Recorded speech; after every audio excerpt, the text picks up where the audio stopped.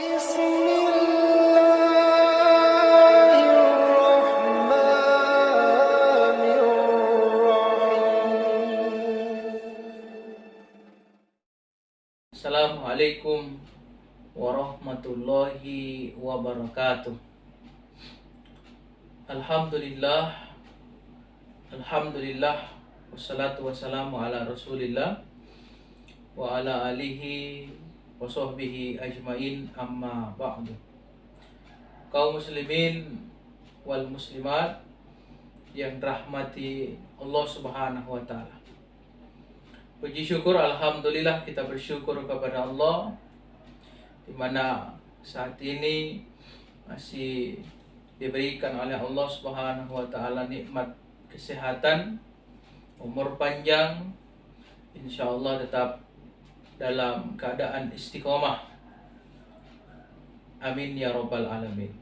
Kaum muslimin wal muslimat yang dirahmati oleh Allah Subhanahu wa taala, baik, pada video kali ini saya akan menyampaikan satu hadis Rasulullah Shallallahu Alaihi Wasallam, di mana beliau bersabda, "Ma min yaumin yusbihul ibadu illa yanzilanil malakaini."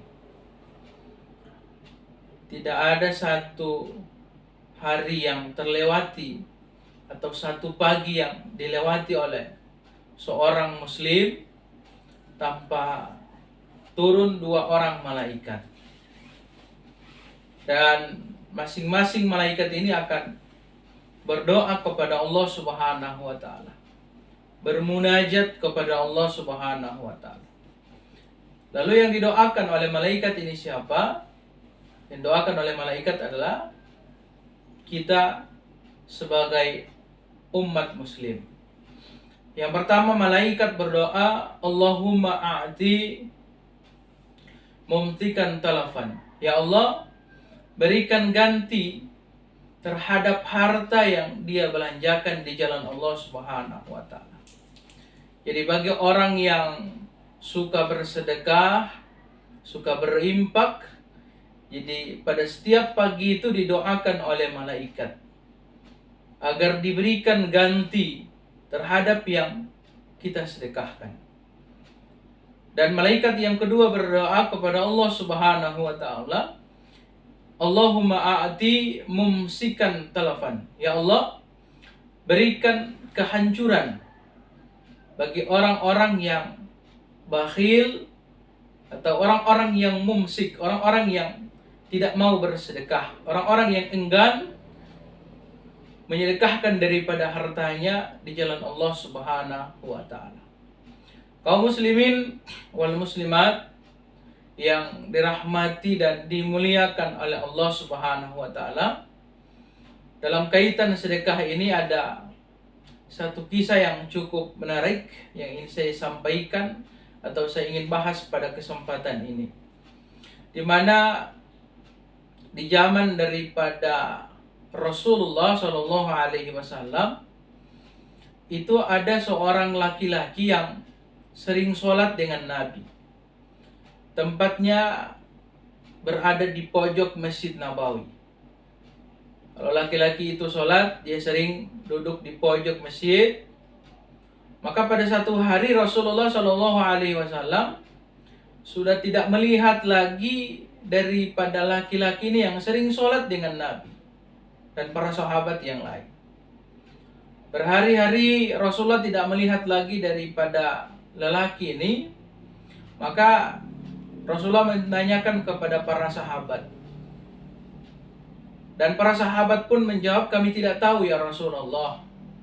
Dan kebetulan rumah daripada laki-laki ini berjarak sekitar 1.500 meter dari Masjid Nabawi, sekitaran 1,5 kilo dari Masjid Nabawi.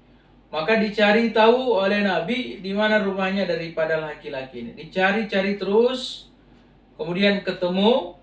Maka Rasulullah SAW dan para sahabat mendatangi rumah daripada lelaki ini.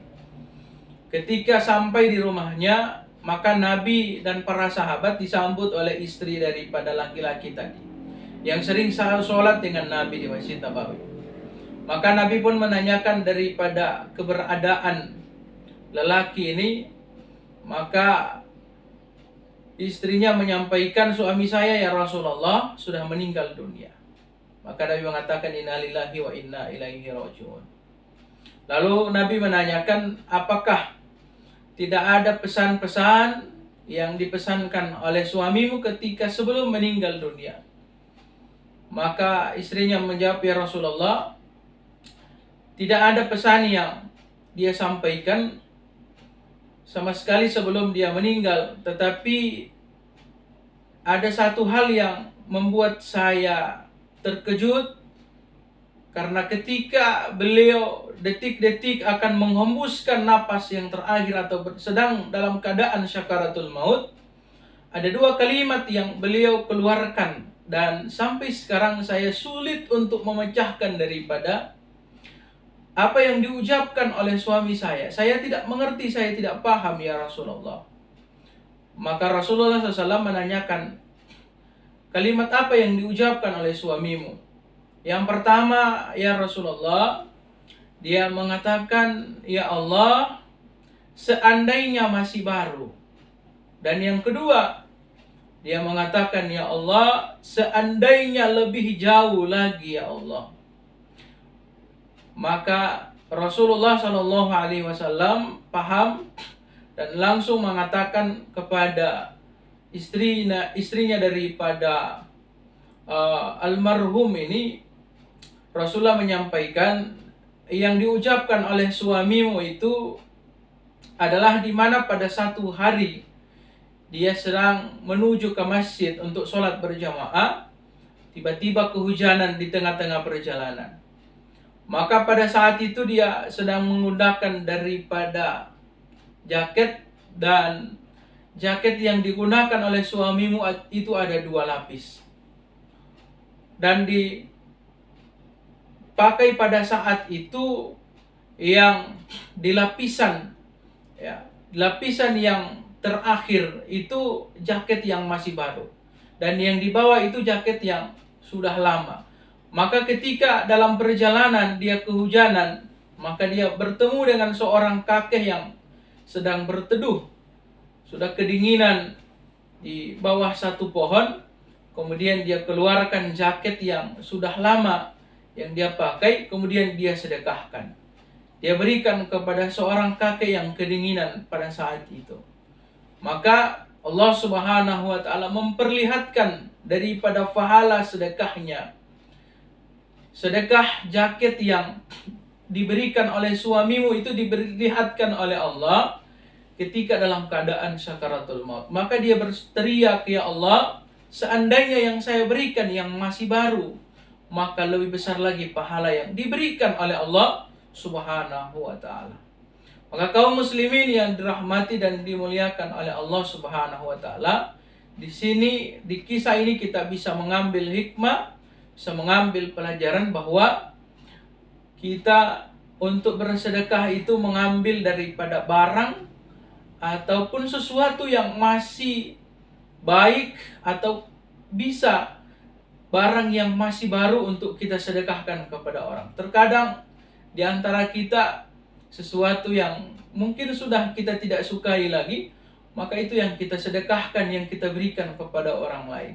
Tetapi kita tidak memahami, kita tidak ketahui bahwa alangkah baiknya yang kita sedekahkan kepada orang itu adalah sesuatu yang masih baik ataupun barang yang masih baru. Maka tentunya pahalanya yang kita akan nikmati, yang kita akan terima di akhirat adalah pahala yang sangat luar biasa.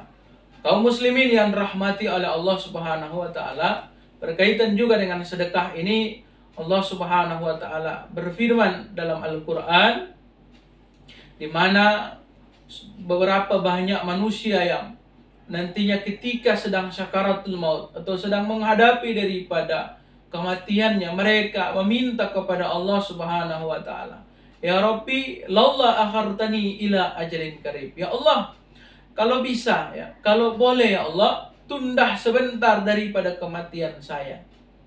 Maka kaum muslimin rahmati oleh Allah Subhanahu wa taala, banyak orang yang meminta untuk ditunda daripada kematiannya ketika detik-detik syakaratul maut. Hanya untuk apa? Laula akhartani ila ajalin qarib fa asaddaka wa akum minas sholihin. Ya Allah, kalau bisa tunda sebentar daripada kematian saya dan saya akan bersedekah. Ya, meminta untuk ditunda daripada kematian hanya untuk bersedekah dan berbuat amal soleh. Kaum muslimin yang rahmati oleh Allah Subhanahu wa taala, mudah-mudahan uraian singkat ataupun penyampaian yang singkat ini bisa bermanfaat bagi kita yang menonton video ini.